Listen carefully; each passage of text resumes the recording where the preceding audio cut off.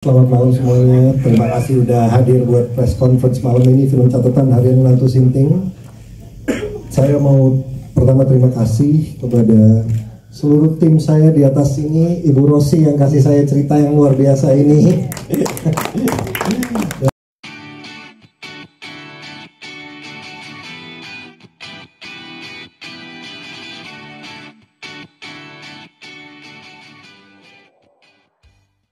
Jadi sebetulnya sih nggak ada niat untuk direct, biasanya saya kan produce aja gitu. Cuman kebetulan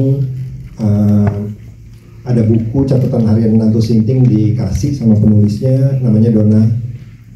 Dia kasih saya, beliau bilang coba baca ini buku, bagus deh gitu. Terus saya baca sehari saya baca langsung saya bilang ini bagus banget.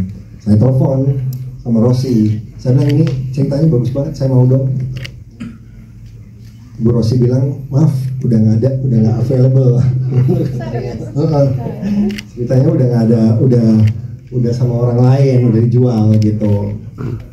Mulai saya ngomel-ngomel, kenapa nggak kasih ke saya gitu? Kan saya bikin komedi, I Will Love gini-gini. Ya saya mana tahu, katanya gitu. Ya tahu dong.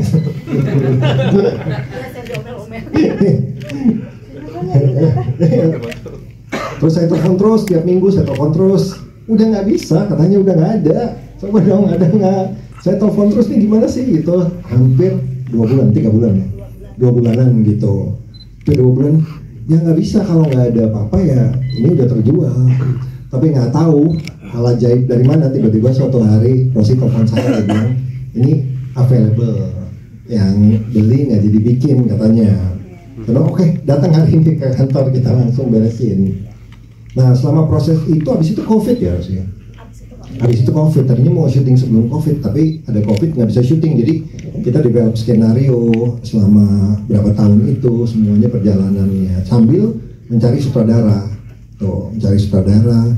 Cuman selama proses itu semua saya udah terlalu terlibat dan saya bisa ngerasain bagaimana mendevelop dunianya film ini. Karena memang saya suka kultur, sejarah, action atau komedi gitu kan. Jadi kalau waktu film sebelumnya juga dia kultur Padang ya waktu itu. Jadi saya banyak riset, saya suka kalau film yang saya bikin saya bisa riset, saya bisa cari tahu, saya bisa lihat selain Jakarta, selain yang bergaul di Jakarta, apalagi sih di daerah gitu.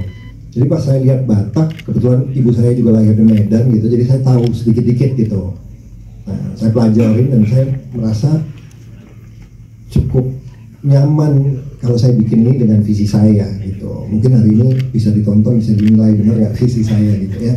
Jadi pada saat saya lihat, saya baca ceritanya segala macam, udah melekat aja nih, harus begini gitu. Tapi ternyata pas syuting nggak segitu gampangnya gitu. Banyak perubahan, banyak hal ya yang lain-lain yang harus dilewatin gitu. Tapi ya itu ceritanya kalau mau tahu. Sebetulnya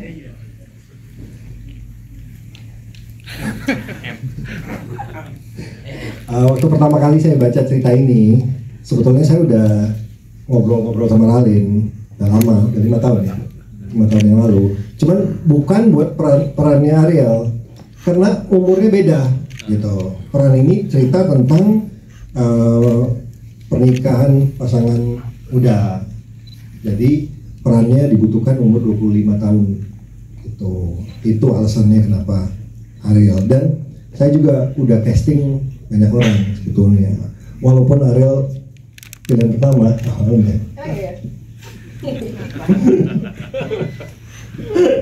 nah jadi Bunda tahu. Nah jadi kita casting banyak orang. Tapi nggak yakin gitu ya, masih hesitant gitu sama Ariel. Ya nggak tahu sifatnya gimana gitu ceritanya. Katanya baik hati. jadi waktu kita casting sih, ini keunikannya tentang komedi. Komedi itu nggak bisa ngelucu dan nggak bisa terlalu kering gitu, dan nggak bisa berlebihan. Jadi sifat aslinya pemain itu harus udah cocok untuk penyampaian dialog dan segala macam. Dan saya nggak pernah nemuin orang-orang lain selama saya casting gitu. Nah pas Ariel datang, sekali dia coba langsung pas banget, saya udah tahu pasti bisa gitu. Itu alasannya gitu. Saya nggak tahu alasannya. Yang jelas di film ini sudah tepat perannya masing-masing ya. Mau itu Ariel Tatum tepat sekali untuk Binar, ya kan?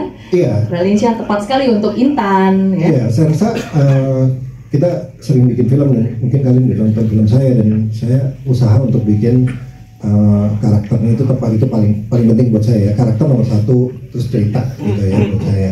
Jadi mungkin nanti kalian bisa lihat, bisa menilai gitu gimana cocok nggak Ariel salah casting gitu ceritanya. Atau pas udah pikirannya salah gitu. Ya, bisa juga saya pikirannya salah gitu.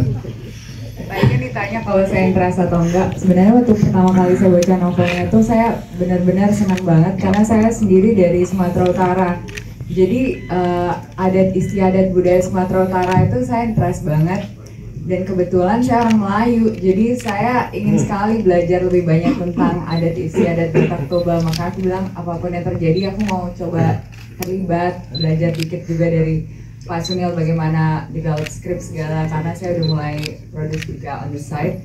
Terus peran yang saya ditawarin itu udah 2, 3, 4 kali coba makeup, atur ini, berapa kali ke Bali, ke Jakarta, ngurus itu. Ternyata memang aku juga merasa bahwa peran yang diberikan itu kurang tepat, makanya ya secara fair aja kayak ini kayaknya kita bisa, Pak Sunil bisa mencari orang yang lebih tepat dan ternyata dapatlah orang yang lebih tepat. Nanti kalau dia nonton baru tahu orangnya siapa.